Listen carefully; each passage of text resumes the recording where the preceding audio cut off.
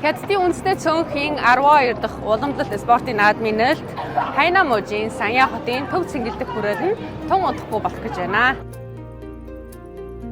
Хятад улс нийтдээ 56 үндэстэнтэй. Хятад үндэснээс гадна 55 үндэсний цөөнх бий. Энэхүү наадам бол үндэсний цөөнхийн уламжлалт спортын их наадам байгаа. 1953 оноос эхлээд 4 жил тутамд Хятадын муж хотуудад ээлжлэн зохион байгуулдаг. Энэ удаад далайн эргийн үзэмжт орон Хайна муж анх удаа зохион байгуулж байна.